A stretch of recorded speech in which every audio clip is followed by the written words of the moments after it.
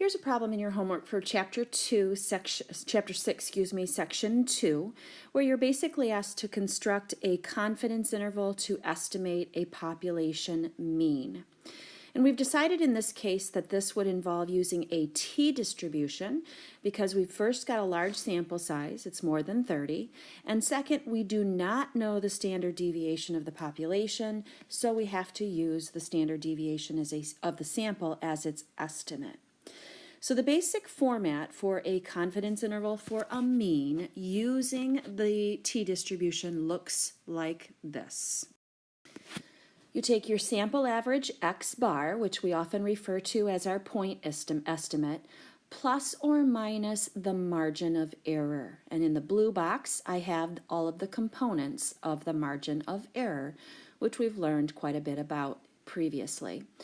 The t critical value is determined based upon our level of confidence. In this case, it's 95%, so we're going to have to go to our table of critical values in a moment to determine that value. Our S is our standard deviation of our sample, and of course our N is our sample size. So we've learned in previous sections how to calculate the mean. Easiest way to do it is to put all of the values from this data set in a list in our calculator and do one variable statistics. And the same for our standard deviation of our sample S. So in this case, we have a sample average of 20.46 repeating. And again, I just used my standard deviation of my sample, getting from my one variable statistics. I'll get the critical value here in just a moment. But our S is 4.625. And of course, N is the size of our sample, in this case 45, so we're going to divide that by the square root of 45. So now we need to find our critical value. So first we need to recognize that because our sample size is 45, our degrees of freedom is always that minus 1. So 45 minus 1 is 44. But we have a problem in that our table of critical values for the t-distribution does not provide us with a critical value for 44 degrees of freedom, but rather it does provide us with a critical value of 48 degrees of freedom and of 45 degrees of freedom. And we've learned to use the smaller degrees of freedom. So I've taken a picture of a part of your table of critical values for the t-distribution here, and we can see that we can use this t-distribution for multiple uses. We're interested in using it for a confidence interval, which is a two-tailed interval.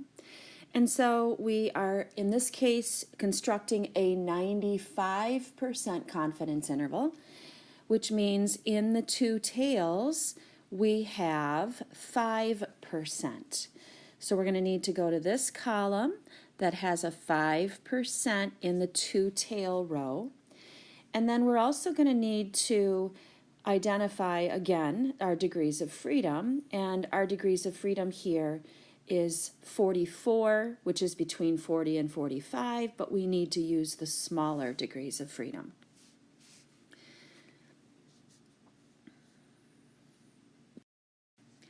So the smaller degrees of freedom would be 40, and we see that our critical value would be 2.021.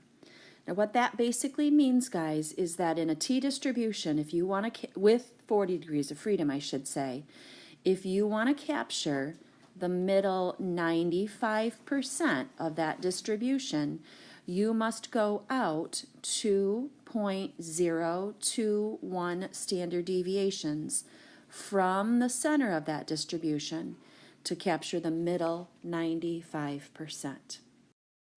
So now we have our critical value. That is our t-crit, and therefore we're going to substitute that 2.021 in for our critical value to construct our confidence interval. We're almost there. The last thing we have to do is find the lower limit of the confidence interval and the upper limit of the confidence interval. The lower limit can be found by taking 20.46 repeating minus 2.021 times 4.625 divided by the square root of 45. And I may be rounding a little differently than my Labs Plus, so pay close attention to how they want you to round. But I get a lower limit of 19.07. To get the upper limit of my critical value, I just need to do the same thing, except this time do plus the margin of error. So 20.46 repeating plus the 2.021 times 4.625 over square root 45. And when I do that, I get an upper limit of 21.86. So we can basically say that we are 95% confident that the true mean gas mileage in miles per gallon of all cars of this make and model probably is somewhere between 19.07 miles per gallon and 21.86 miles per gallon.